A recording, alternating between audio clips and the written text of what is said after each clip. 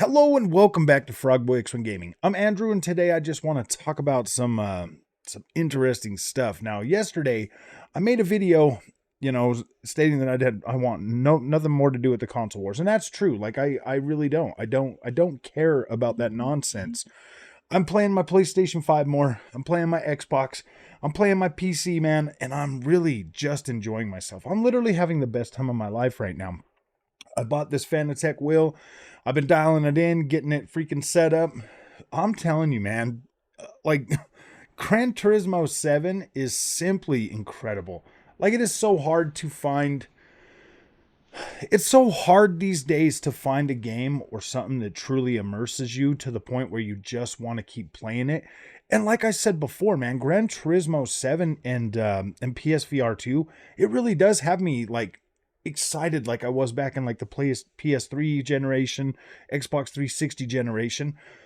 It was one of those generations that came out and we were just, excited. Like I was consistently excited with, what was coming to PlayStation. I jumped on the whole Assassin's Creed bandwagon. I was playing Call of Duty and stuff.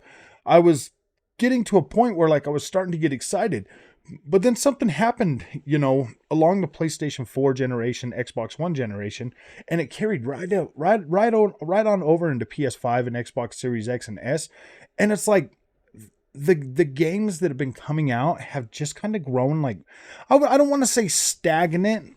I want to say more along the lines of they've just been, like the typical games that I would normally play.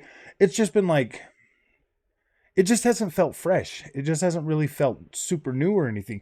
I mean, like, look at it on the Xbox One, okay? We had Forza 5, we had Forza Horizon, 2, then we had Forza Horizon, or Forza 6, yeah, 5, 6, and then 7, but then we had, like Forza Horizons, in between.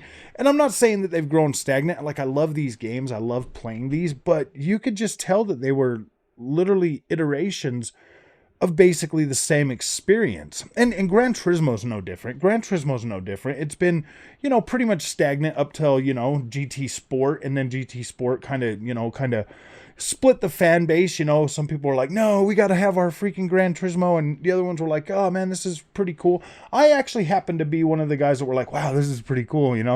All that, 7 games of teaching us how to, or 6 games of teaching us how to drive. And now you're forcing us to just be online. It made sense at the time, and I was kind of excited about that. But then, Gran Turismo Sport had essentially a PSVR tech demo. And now we have the fully playable Gran Turismo 7 on PSVR 2, and it's simply incredible. Like, I can't get enough of it. I really can't. I enjoy playing it. I enjoy the thrill of just being in, like, super fast cars and having a good time. This game is so immersive for me that the situational awareness of what's going on around me on track while I'm driving is just, it feels incredible. And now to actually have a direct drive wheel that has proper, that is properly set up for the PlayStation.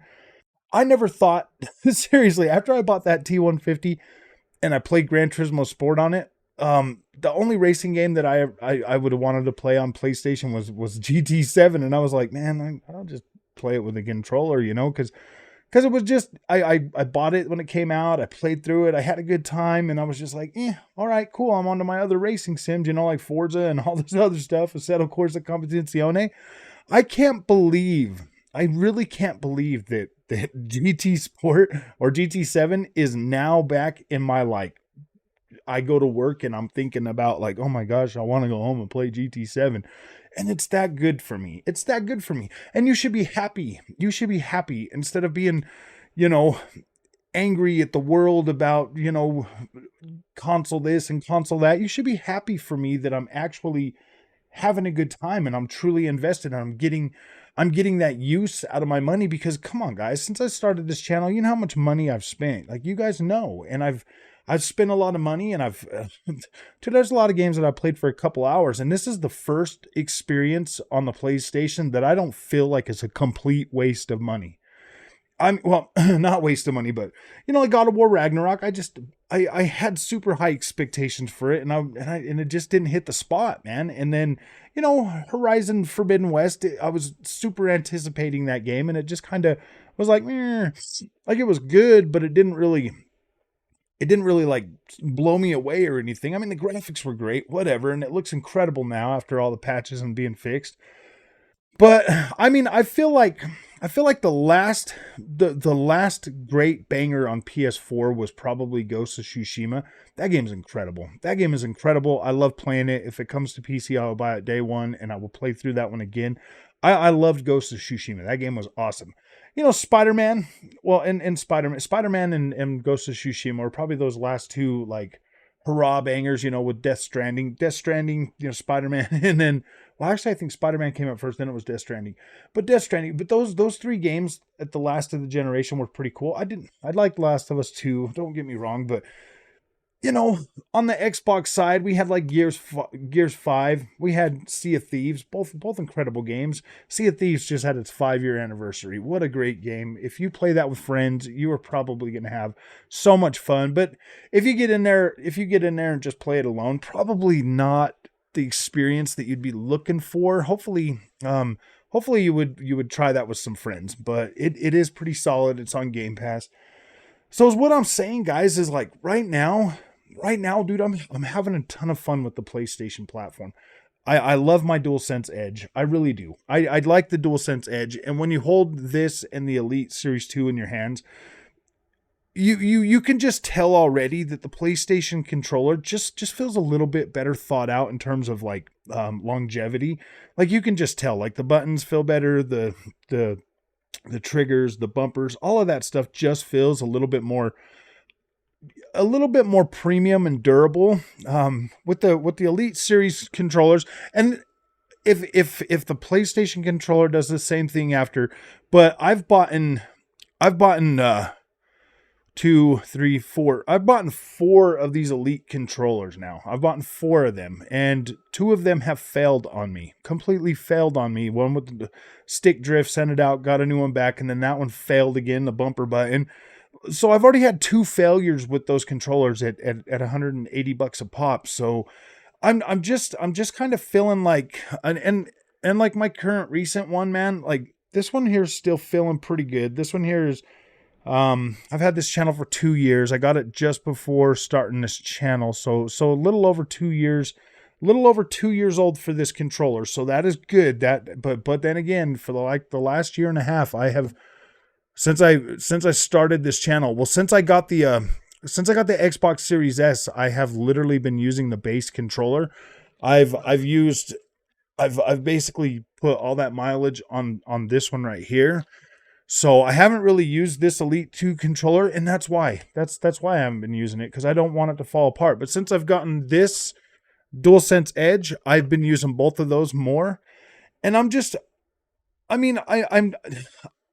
I'm feeling like this one's a little bit more superior, but just a little bit. Just a little bit. I mean, if this one here doesn't fail on me, like this is a solid controller too. Don't get me wrong, but like I was just on Twitter the other day and I seen this dude and he had like 6 boxes set up in front of him of these right here, and I'm like, dang dude, are you really going through them that quick?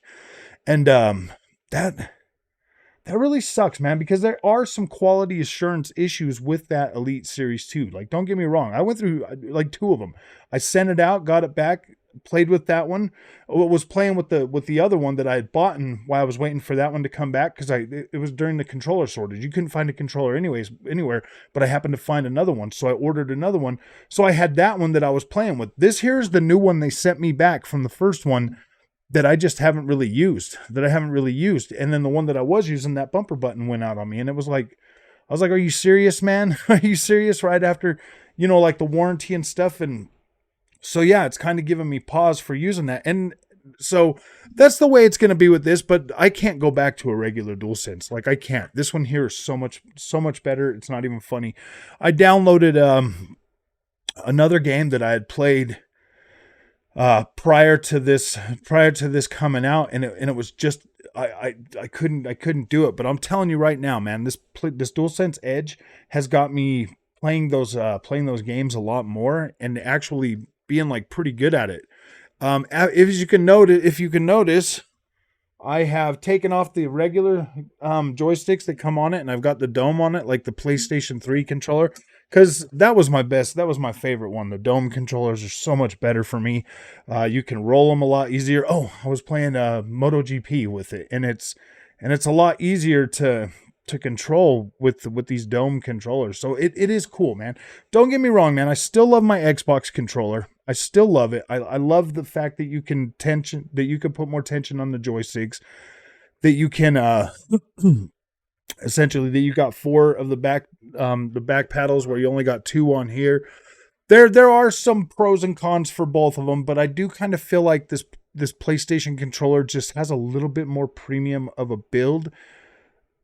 It's really all in the buttons, man. How the buttons and everything feel. Like this one here feels good too, don't get me wrong, but that one there just kind of feels a little bit more. I don't know, man. Xbox should probably buy one of those controllers and have a look at it so that they can, build like the perfect Xbox controller, because as it sits right now, this is the best Xbox controller you can get, and that is the best PlayStation controller you can get. But I do find myself gravitating a little bit more towards the PlayStation 1 right now. Maybe it's just because it's like the new hot freshness, and I've had one of these for almost 4 years now, so it's yeah, dude, it's maybe just the new hotness, but I am kind of really liking that controller right now. I'm really digging it. PSVR 2 is freaking incredible. I love that. Now, if you really think about it, the PSVR 2, in my opinion, is kind of punching a little bit above its weight. A little bit above its weight. Now, I didn't expect 4K, and if you expect 4K out of this headset off your PlayStation 5, you are delusional, my friend. You are delusional. But if you can accept the fact that your games will be 1080p or higher on this thing, and they will run at either 120 hertz, 60 hertz, or 90 hertz. If you can accept that minimum resolution on the headset with the foveated rendering, looking wherever you're looking, if you can accept the fact that like 1080p will be the lowest, I think you'll be okay. Now, I love the cinematic screen. I love being able to sit there and just play games in cinematic screen. And they look pretty dang sharp. It's like not only is it 1080p, but it's downsampled 1080p. So like when you're playing a game like Gran Turismo 7 and it goes back and forth to cinematic screen and actual VR while you're driving and stuff, or some of the other modes that are in VR, like you walk around the cars and look at the cars and stuff, then you'll kind of notice that the picture just kind of looks a lot fuller. Like it gives me that same effect that I get with the monitor where the image looks denser, and I like that. I really do like that. It does definitely look soft, but it's giving me the monitor effect, and I like that. I like the fact that it looks, that we're getting the downsampled. It looks fuller. It looks more dense. Everything it looks better in the headset. To be completely honest with you, it looks, it looks a little bit better than the monitor, just due to the fact that it's still an OLED screen, and you're getting those deep blacks, and you're getting the great contrast. You're getting the really nice HDR coverage in the headset, which is incredible. Like it really is incredible. But you are going to have to kind of, lower your 4K standards. You're going to have to lower your 4K standards. And to be completely honest with you, man, I think I lowered my 4K standards a while ago, because these consoles they can do 4K, but at what cost? You know what I mean? Like, at what cost? I think if you had 1080p with max settings and you were running on a 1080p or 1440p monitor, I think you might be a little bit happier. Well, no, I don't know, man. Some people really love that sharp, crisp 4K look. They really love it. Me, I was able to be like, okay, yeah, I can live without that as long as the games don't look trash. You know what I mean? Like if they look like all fuzzy and whatever on 1440p monitor, that's not a good sign. That's not a good sign. But when they do look good and they look more dense and they're fuller and they've got better looking, shadowing and ambient occlusion and all of that stuff, that looks fine to me. But yeah, man, like, dude, I'm excited. I'm excited about gaming right now. And I get that, like, I get that there's a lot of people out there right now that are just that, like, this console war, man, it just seems to be their whole life, and it kind of feels like maybe it's their identity too. But at the same time, man, like, I don't know, man, it's so easy to get caught up in the negativity, and I'm just trying to be a positive light for gaming. Like, I just want to be positive, man. I don't want to be caught up in the whole negative, the negativity. I'm not saying that I'm never going to make another video that's not going to be negative, cuz I'm going to be upset. Dude, it's gaming. I'm going to be upset. But when I'm upset, I don't want you to misconstrue my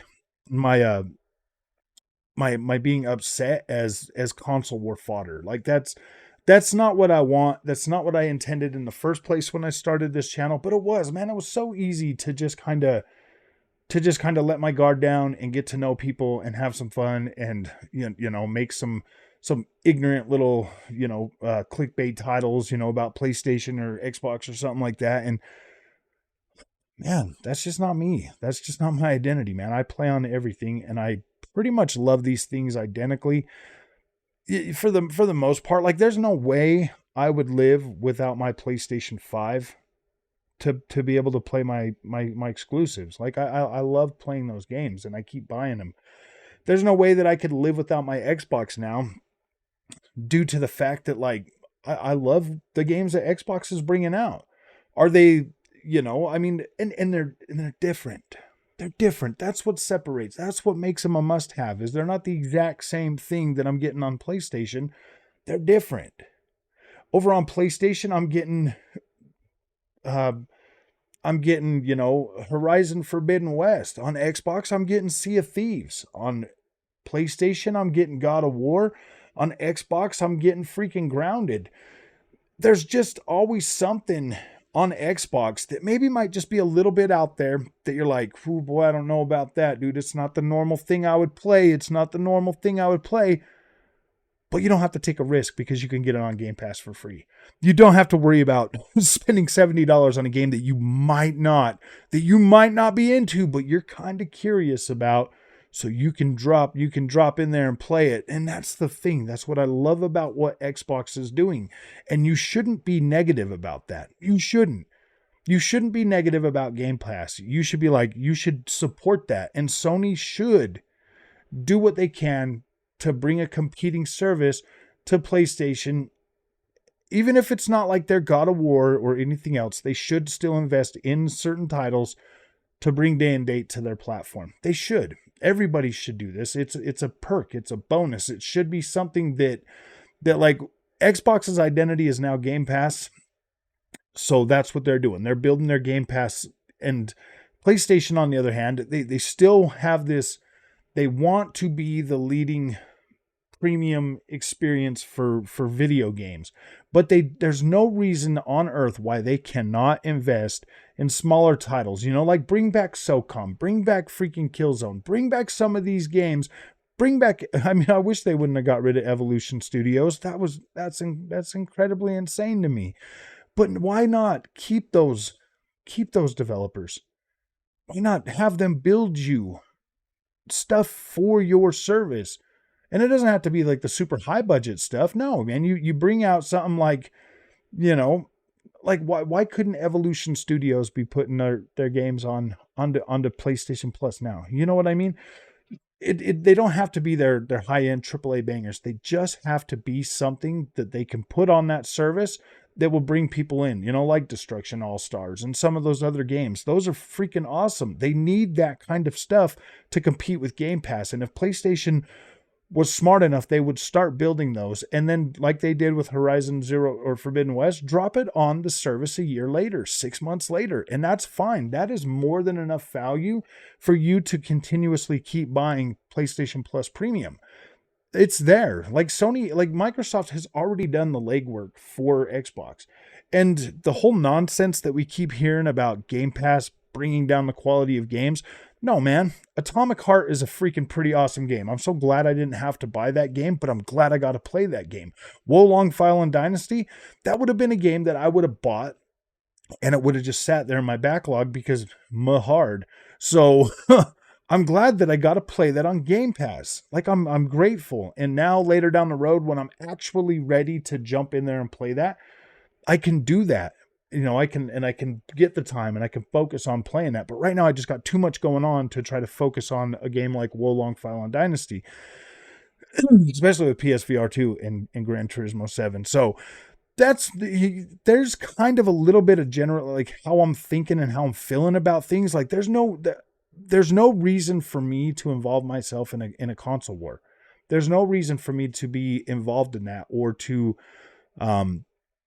or to be biased towards either one of these consoles, man, because dude, that's what we need. That's what you guys say you want, is a real gamer that has real thoughts, that has real insights, that comes to gaming, you know, to spread the happiness and stuff. And like, let's do that, man. Let's do that. I don't need to be in the console war. So basically, from now on, when I cover PlayStation, Xbox, Nintendo, PC, or whatever, I'm going to try to cover every single thing with the exact same enthusiasm that I would give to anything. I'm going to try, and you guys can watch out for this to see, you know, how biased I get towards stuff. You know, we can see if I can do that, and we're going to have some fun with this, man. Like we're almost to start year 2, man. We got 21 days until the second anniversary of this channel. So if you guys like this content, don't forget to like and subscribe, man. We'll see you guys in the next one. Thank you for watching.